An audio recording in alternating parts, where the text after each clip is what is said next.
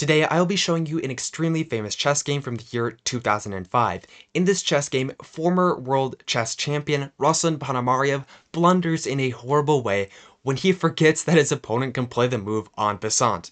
Now, while this is funny, that's not why this game is so famous. Rather, it's because of what his opponent does at the end of the game that shocks everyone. Fritz is the top chess computer in 2005, and it's Ponomarev's opponent in this game. Yes, he is playing the top chess computer to see how well he will do.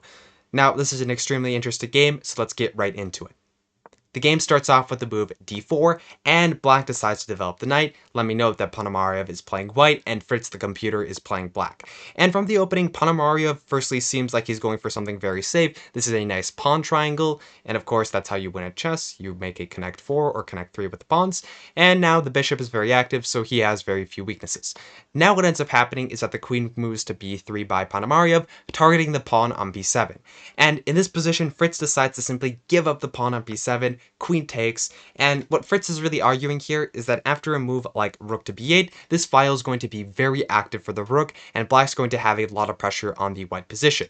So bishop to d6, takes, and the queen moves to a6 because it does not want to get hit by the move rook to b8. The rook moves to b8, and the queen drops back to a3 in order to protect the pawn on b2. Now the queen moves out trying to attack this pawn, and the move b4 is played. Now b4 stops the attack from the queen on the pawn, but b4 also weakens the pawn on c3 because now the rook might be able to move here and pressure this pawn. So castles by black, knight to d2, and the game continues. Now from this point on, the next few moves are simply both players trying to improve their position to the maximum. Essentially, Ponomarev is trying to just castle. That's all he wants to do, because if he can get to safety, he's just going to be up an extra pawn. However, Fritz isn't really letting him do this. Fritz attacks in the center with the move e4, the knight jumps back, the rook attacks the bishop, and here the rook protects the pawn on c3, the knight hops, and now there's two pieces attacking the bishop on a6, so the bishop has to move, and you can see Fritz trying to put pressure here, trying to justify the sacrifice of a pawn, and what happens is after some more shuffling, eventually Ponomarev gets castled, and he is up a pawn, and most chess players would probably prefer white here simply because you're up a pawn and you don't have any major weaknesses. Now the knight hops over to d7 and some more shuffling moves, and here Fritz comes up with the plan of moving his pawn down the board because Fritz realizes that white is pretty solid on the queen side and probably isn't going to lose any pawns, so Fritz decides to try to attack on the king side. And so h3 is played to stop h3 being played by black, and here the rook moves back, and some more shuffling, and here Ponomarev comes up with a nice plan to put pressure on the d5 pawn. The knight hops over, queen moves back. Here some crazy things start happening. The rook moves, now lots of pressure on this pawn on d5 after a move like knight to f4. So the rooks put pressure on the c3 pawn, the knight hops over to f4, and here the move queen to f5 is played, and here things start to go very, very wrong for Ponomarev. Ponomarev attacks the bishop, which is fine, the bishop moves, and here he unfortunately plays the move g4.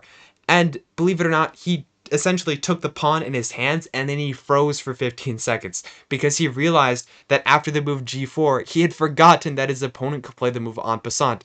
If you're thinking that your opponent can't play to en passant, Ponomarev would be very correct. G4 is a great move because the queen has to move back, and hey, this position is great. You can even play something like g5 and attack the knight, and now white has a fantastic position.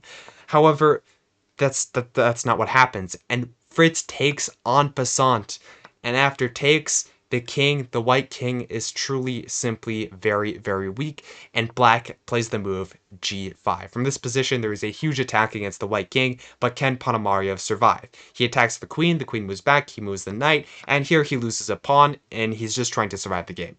He moves his queen over because you do not want to lose this pawn, and the queen is trying to infiltrate at some point. So here, the king moves up, and the rook takes the pawn on c3, and at this point, Fritz is up a pawn of material in a completely winning position. The queen trade is offered, so he gets out of a lot of the pressure on his position, but this is still lost. And here, Fritz blunders. Fritz makes an incredibly bad move.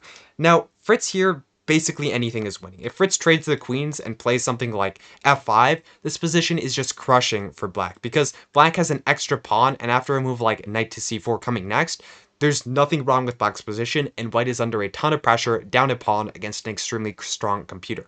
However, here Fritz plays the move bishop to c2, and this is just a horrible blunder because after the queens are traded off and the move rook to c1 is played, Fritz's idea was to take this bishop with the rook, and after knight takes, bishop takes, which is what happens in the game, Fritz probably evaluated this position as better for black. But this is simply not the case, because believe it or not, these pawns are far too strong for black to stop.